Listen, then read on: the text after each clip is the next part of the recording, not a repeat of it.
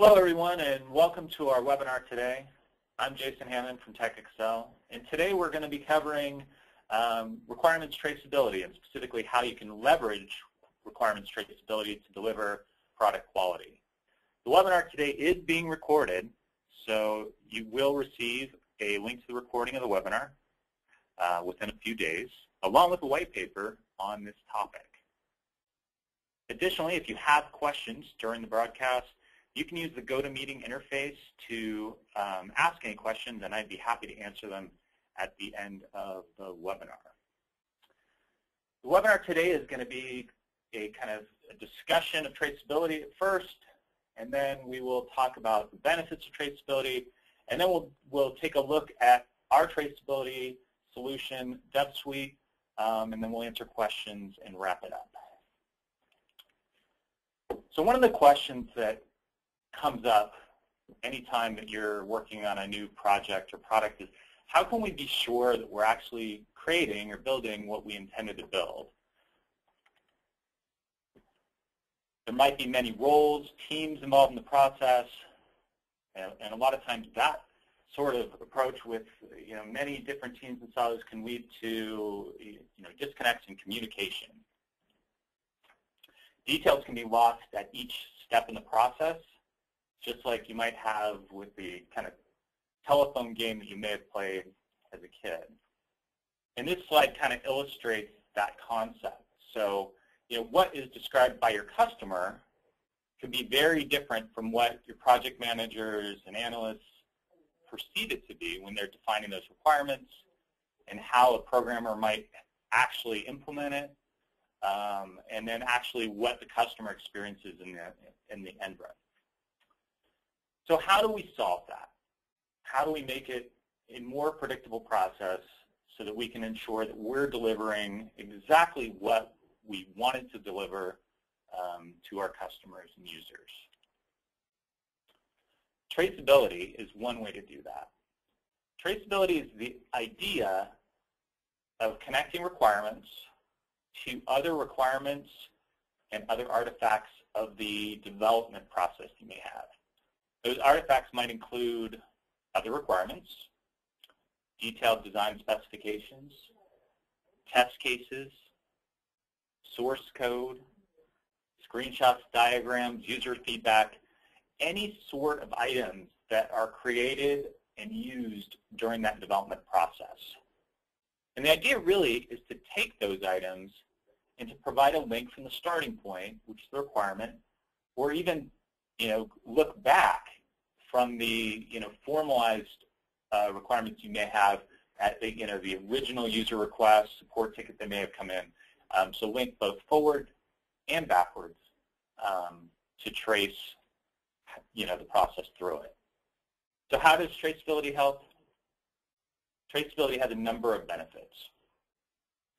Traceability ensures that you build what you intended to build by confirming that the requirements were implemented. So that may seem like a very simple concept.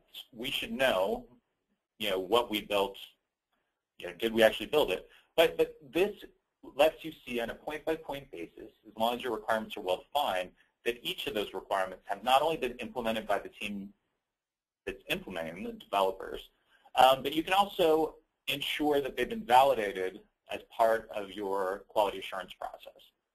So for each of those requirements, you can see the implementation process and also that someone tested it to confirm that it actually made it into the product and that it matches what the design was.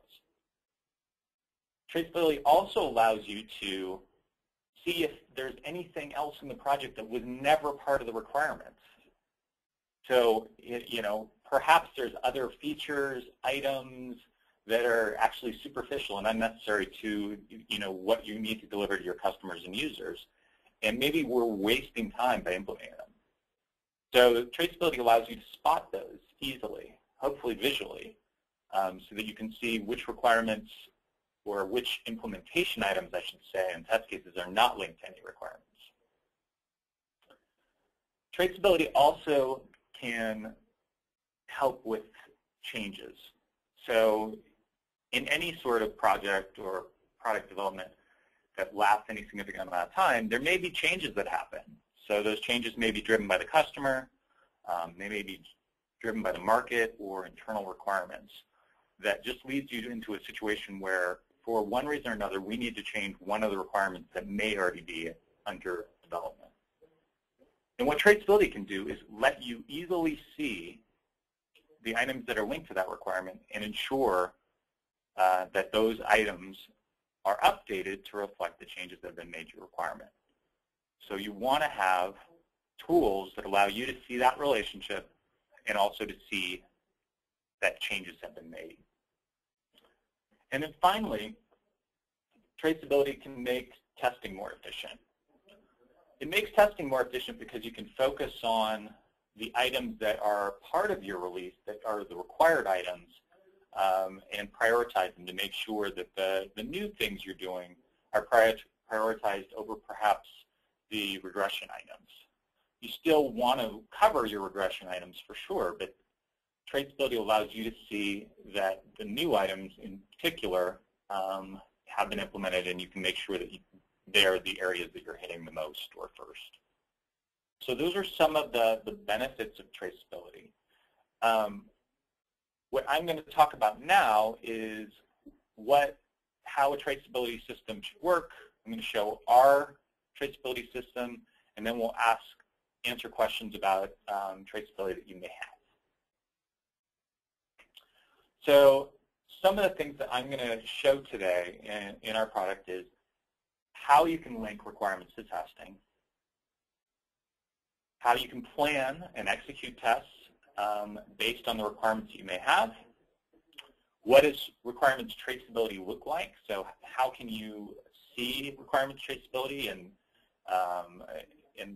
how is that helpful? Traceability reporting, including traceability matrices, and finally, how traceability can be used in an Agile environment too. It's a concept that lends itself more to a waterfall development process for the most part, but it can certainly live in an Agile environment also. And so with that, I am going to now show you DevSuite and walk you through how traceability works within our solution. Don't forget that you can ask any questions you may have using the GoToMeeting interface, and that we'll be answering them at the end of the demo. So we'll start off by talking about traceability in general in terms of how a ALM solution, how your requirements management solution can provide you with traceability and a way to see where those items are in the life cycle.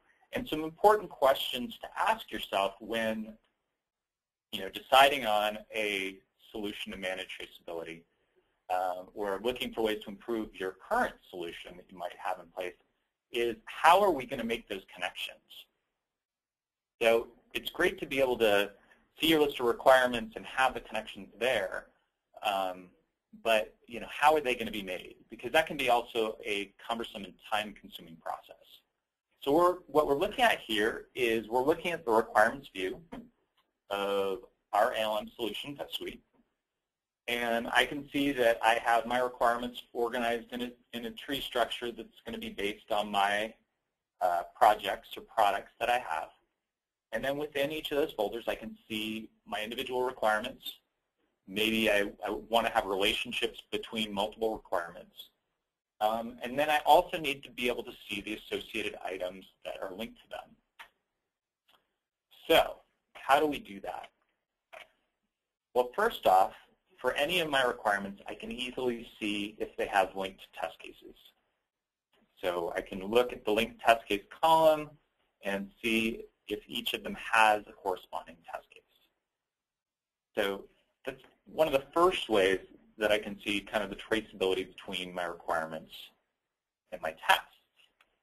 If I want to dig into it more, though, I may want to see if it has relationships to development items as well as test cases. So I can look at different requirements. I can see if they have a corresponding development task, and then I can also see their corresponding test cases too.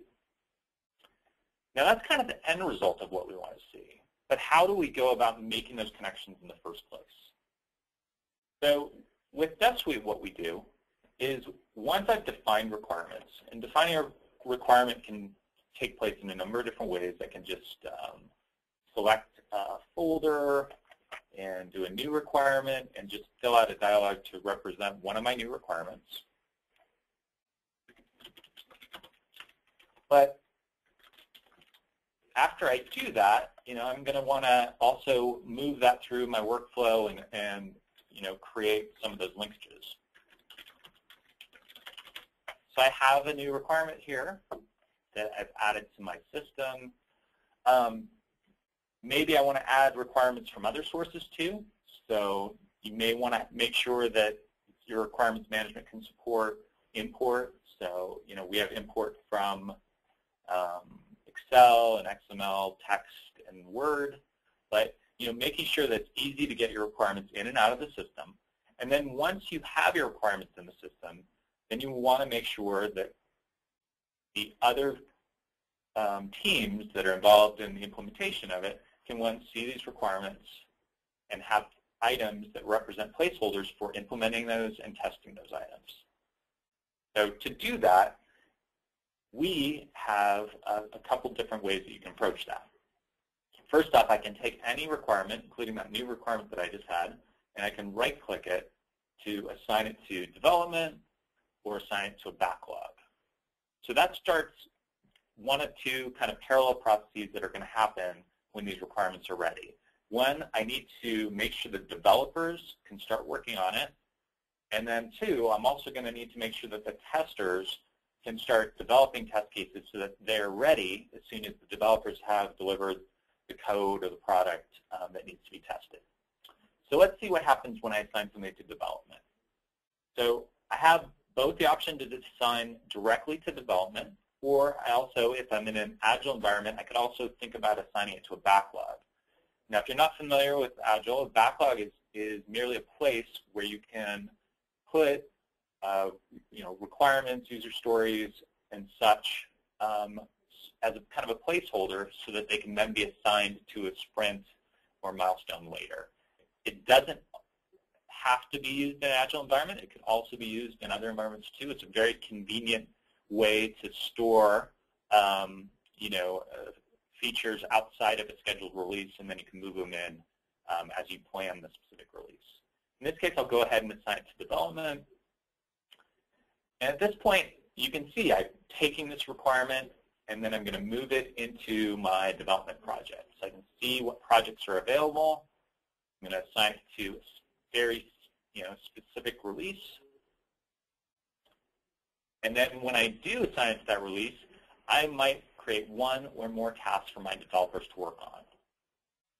So in this case, we do have some automation built in that can allow me to create tasks for multiple tasks automatically to cover things like maybe a unit test or documentation or just different development modules. So, as I move that requirement from the kind of marketing, business analyst side, product manager side into the developer domain, I may want to create additional tasks associated with things that need to be accomplished. So I'm going to go ahead and assign it to a specific milestone, milestone 2, and now we have created a link between that new requirement and the development item. So I can easily see that right here.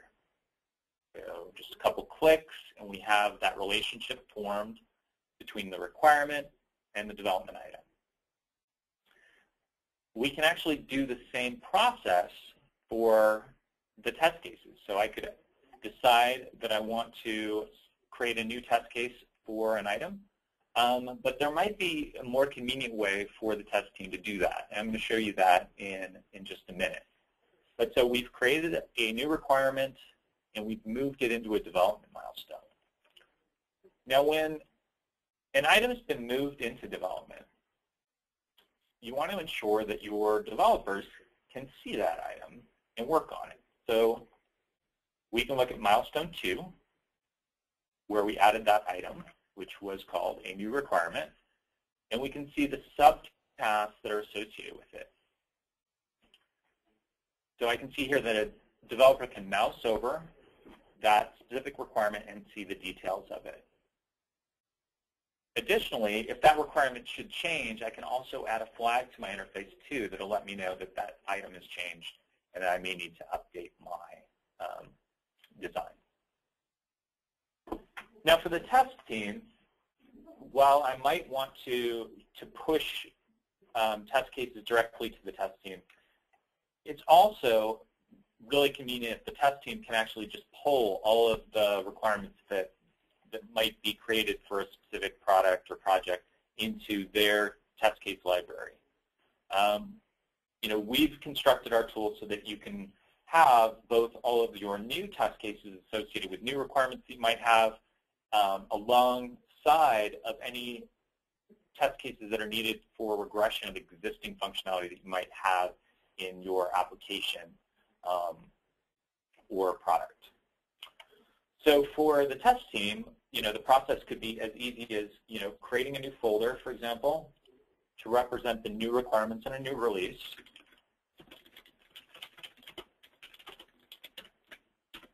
So I'm going to say these are new requirements for CM3, just for the sake of the demo.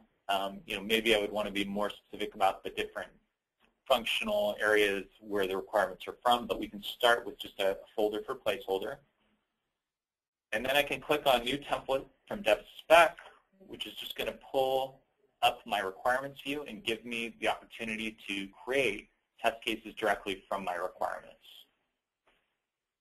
You can see here I wasn't showing all of the possible ones, so I might want to add in some additional ones. And then I can go ahead and select any of the requirements that are in this project. Click Link. And then our tool is going to copy over each of the requirements into our test case library with the title and requirement description mapped over. By doing that, the tester kind of has a place to start at least. So they have a brief description of what the requirement is, and then of course they're going to have to add in some test steps and additional testing details to really construct a good test that can be run against this requirement. But more importantly, when I click on the All Links page, I will see the link has been made between that requirement and that test case. So we're really establishing the traceability from that requirement to that test case. So that when we're planning too, we can also utilize these requirements as part of our test case planning process. Now, once I have all of my requirements fully developed, then I can go ahead and execute those requirements to provide validation for them. So maybe I need to create a brand new release to cover those new requirements, but then your testers, of course, can go ahead and execute test cases that are related to those, which I'm not going to cover too much of today because I'm just trying to cover kind of high-level traceability concepts here. But so say your tester updates all of the test cases related to this new requirement. They run some test plans. What should we see? What do we need to be able to see? So when I head back to my requirements view, what I want to be able to see is I want to be able to know that not only are each of my requirements linked to a test case, but I also want to know what the outcome of those test cases were. And so we can do that by looking at any of the tests, looking at their corresponding test case, and then we can see kind of what the results were. In this case, I can see a lot of them haven't even been executed yet. So maybe that area of the functionality wasn't completed, or I can look at kind of what the last closed was. So by seeing the last closed, I can see, oh yeah, this was actually implemented, and I can see that it did pass back a couple weeks ago. So that's good news. But perhaps instead of wanting to see traceability on an item-by-item basis, which could be pretty time-consuming, maybe I want to have some sort of reporting that can show me, that all the requirements were actually implemented and tested. And that's really where you want to have a traceability matrix. So if I take a look at my requirements view, I can see a traceability matrix. And for now, I'm going to turn off one section, and we're just going to focus on a couple things. So first off, a traceability matrix should allow you to see multiple items within the life cycle. So right now, I'm only looking at my requirements or specifications and their link development. So this is a good way to see, were each of the items implemented? So those tasks that we created, documentation tasks, unit tests, and such, I want to know if they were actually completed so that I can know that each of my requirements was implemented. And I can see that a couple weren't yet, so they haven't even been assigned out yet. But others I can see kind of how far along they are in progress to be reviewed. Some are in QA verified. I should also be able to turn on linkage to test case outcome. So I can see, were they actually not only implemented, but did someone actually test them to ensure that? And in this case, I can see that for one particular requirement that I may have had that was released a while back, I can see that it was tested numerous times over the life cycle of this project. So, and you can choose to filter it if you don't want to see too many instances of the same requirement. But you should have the ability to see all of that data when you're looking at the traceability report. Additionally, the ability to customize it, define what you want to see on each of the sections is also important. So maybe you have a priority value that you're tracking. Maybe you just want to know the status. Or maybe you just want to time gate it to only show the things that have happened in the last month or something. Those are all things to kind of think about when you're constructing your traceability matrix, so you can show that. Some of the other reports that can be useful would be just being able to view the workflow of those specifications so that you kind of know what the, whether those specs have been implemented in terms of how many are released, how many are still being developed, and those sorts of reporting. Also, when leveraging the, the reports and the traceability that are linked to them, these reports can also be helpful also. That's a brief introduction to traceability and requirements traceability, along with a brief demo of our solution. There's many other solutions out there. You just want to make sure that you're looking for a few things. One, how easy is it to link your requirements to the other artifacts, including development items and test cases? Two, what sort of data are you able to see? So after, let's say there is an easy way to link or acceptable way to link your requirements to your test and development items. You want to make sure that there's going to be sufficient data so that you can actually see what you need to see. And then lastly, how customizable is the solution so that you can make sure that it's going to meet your processes. So let's see. Let's go back to our PowerPoint for 1 second.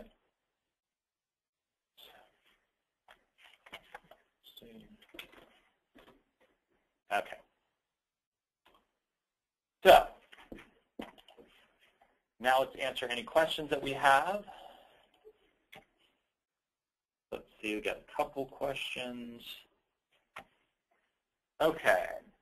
With the traceability solution, if changes are made to any of the requirements, is there a way to remove flags after they've been updated? Yeah, so I didn't really I didn't go too deep into the actual requirements flagging and such, but within our tool there is the ability to not only flag, but also to clear those flags. And the ability to flag them is a process that is, you can choose to have it done automatically or you can have it done manually. So you don't have to flag everything if you don't want to. It's really up to you in terms of whether or not you want to do that. Okay, another question specifically about our solution. Is DevSuite an installed solution or can it be hosted? So yeah, actually DevSuite is offered both as an installed solution that you can choose to install locally, or you can choose to to have it be hosted. So let's see. Okay, so just a reminder, if you want to ask a question, use the, because I see a couple hands up.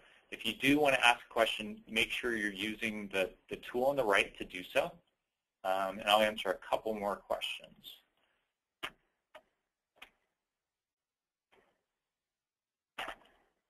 Okay, have you found a traceability solution that traces directly to lines of code instead of implementation tasks?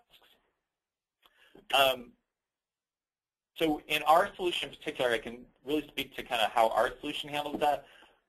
We allow you to link code directly to the tasks themselves, but we do require that you use at least a task as a placeholder for it. If you're using solutions like Perforce or TFS for the management of your source code, you can use their concepts of jobs or tasks to do that, and then we just associate our implementation tasks with those source code check-ins. But we do require that you link those at least to an implementation item instead of directly to the requirement.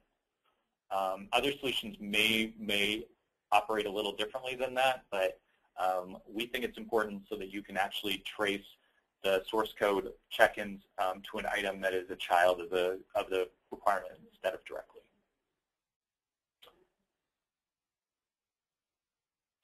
Okay, so there's a question about, is there a built-in gap report to show just the requirements that don't have a test case or design? The way our tool works is we provide you with a search query that can show you which requirements do not have an associated test case or design item.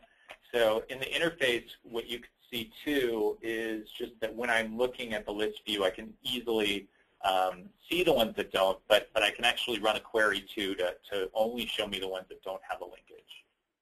Is another option.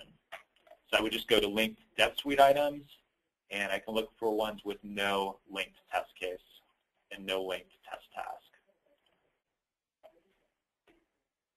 And in that case, all the ones in the folder were. That's kind of the beauty of the concept of being able to pull the whole folder into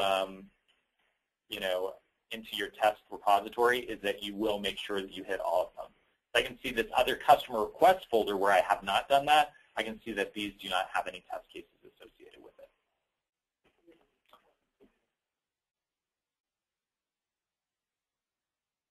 Okay, another question. This is more specifically about our product and how it operates with the Word add-in. Can you import requirements from a Word doc and maintain the heading as a requirement number? The actual IDs of the items, when we import them in from a Word document, if you have the ID embedded as part of the header and the title, then it could be part of the title, but we don't have a mechanism to import in specific IDs that are designated in the Word document. So if you have an outline in Word and it might have, requirement A101 or something, if A101 is not part of the title, then we're not able to import that in as a separate ID. We still utilize our internal system IDs, but you could have it as part of the title. Okay, so let's answer a couple more questions and then we'll wrap it up. Like I mentioned, you will be receiving both a link to this webinar and along with a white paper too that's on this topic that is provides a lot more additional information about what traceability is and the benefits of traceability. It's mainly about that subject itself and only contains a brief description of our products. There's a question, are all TechExcel products now web-based or only, or are there still client versions available? That's a great question. So we do have Windows clients still available for some of the modules. We would prefer most of our users move to the web, but we still support those clients for DevTrack, our bug tracking and task tracking tool, and DevTest for the test case management too. So those are still around and available, so you do have the option to use either a Windows client or a web client. So there's still people that really like the Windows client and prefer that, so that's why we keep it around. Okay, the last question. If I want more information about our solution, where could you get that? So you can, of course, go to our website to get that, but I'm also going to show you the PowerPoint again. And you can go to our website, www.techexcel.com, or if you have specific questions, you can always email me directly or follow us on Twitter @TechExcel. Thank you so much for your time today. Hopefully, you know more about traceability now and a little bit more about our products too. Have a great rest of your day, and our next webinar will be in November. Thanks a lot.